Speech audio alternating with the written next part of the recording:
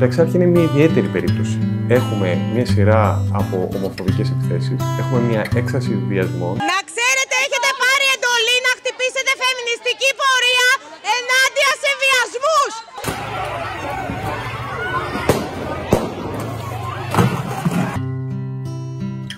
Πρώτα απ' όλα, πρόληψη. Ένας περιποιημένος αστικός χώρος, ο οποίος είναι φιλικός προς την οικογένεια, προς τον νέο, τον παππού, τη γιαγιά.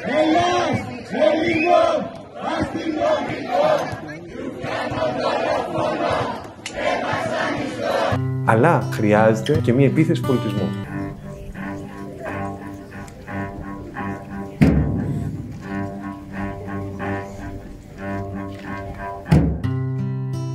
Ήδη τρέχουμε και ήδη δουλεύουμε από τα αντιπλημμυρικά του Λυκαβητού μέχρι τα αντιπλημμυρικά στο Λόφο του Στρέφη.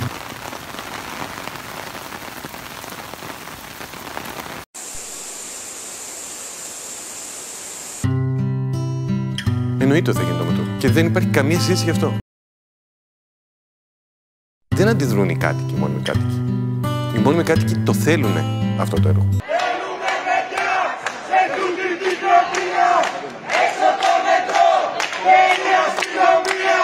Αρκετοί από αυτούς δεν είναι καν Έλληνες.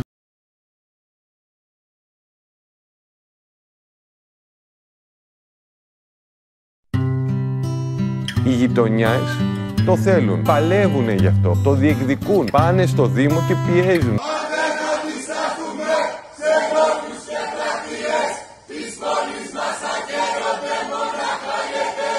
Τότε που δημοπρατήθηκε το έργο, έγινε και διαβούλευση.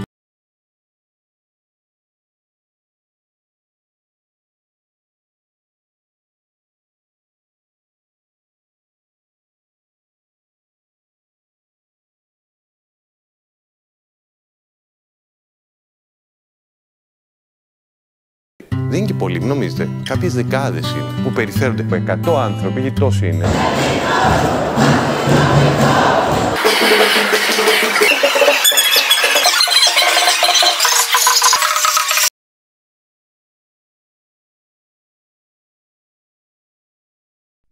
Ποιος σας είπε δηλαδή ότι αυτοί που κάνουν τις επιθέσεις είναι κάτοικοι? Πώς προέκυψε ότι είναι οργανωμένο σύνολο κατοίκων εξαρχείων αυτοί που αντιδράνε?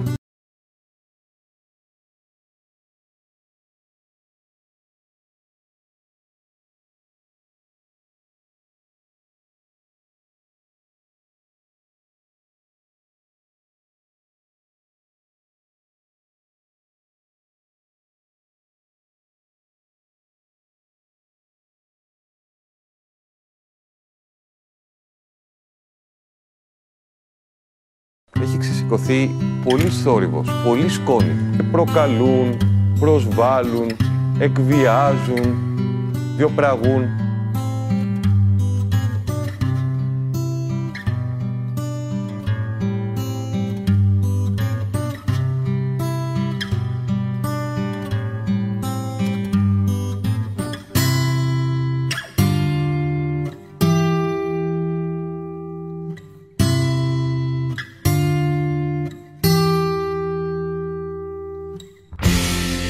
Υπέρ ή κατά του σταθμού του μετρό στα Εξάρχεια?